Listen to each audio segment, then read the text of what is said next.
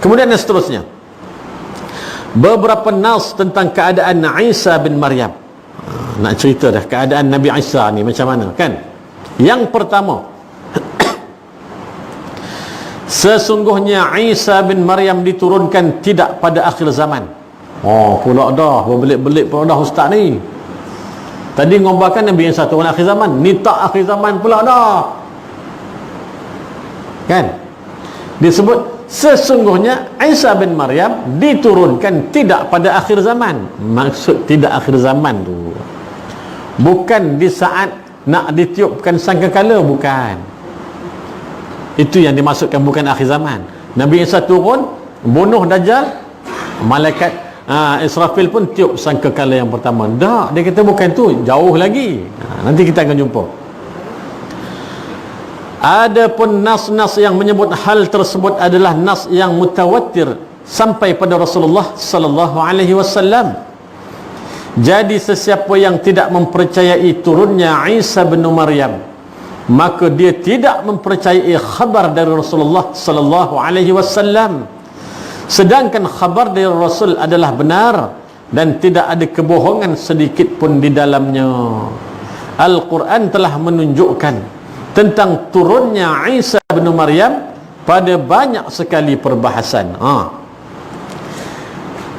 Kalau ada manusia yang tak percaya, dia kata dia beriman dengan Allah Subhanahu wa taala, tapi dalam bab Nabi Isa nak turun nak bunuh Dajjal ni, dia kata oh yang ni confuse sikit. Betul ke Nabi Isa ni ada lagi? Nampak? Kalau kamu tak percaya dengan cerita Nabi Isa ini hidup, Allah angkat ke langit dan akan turun nanti apabila sampainya zaman fitnah Dajjal yang sudah cukup dahsyat, kamu tak percaya, maknanya bukan kamu menolak Nabi Isa, kamu menolak Nabi Muhammad sallallahu alaihi wasallam. Nampak? Kenapa dia kata kamu menolak Nabi Muhammad? Sebab yang membawa khabar tentang turunnya Isa ialah junjungan besar Muhammad sallallahu alaihi wasallam. Dan sudah tentulah perkara ini disebut oleh Allah Subhanahu wa taala di dalam Al-Quran.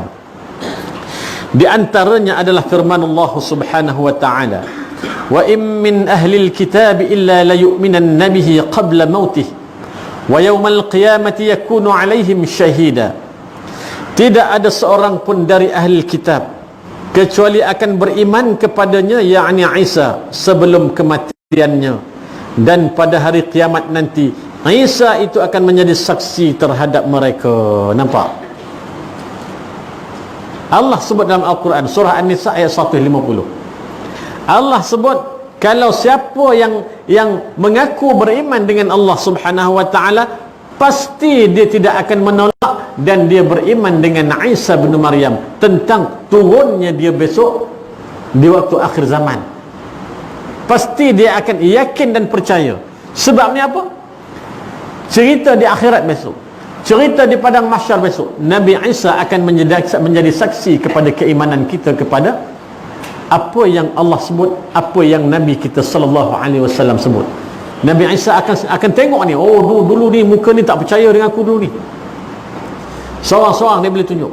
Seandainya hari ini kita mengaku kita beriman dengan kitabullah, beriman dengan Rasulullah, yakin dan percaya bahawa cerita Nabi Isa turun untuk membunuh Dajjal adalah cerita yang maha benar, bukan cerita rekaan semata-mata. Baik.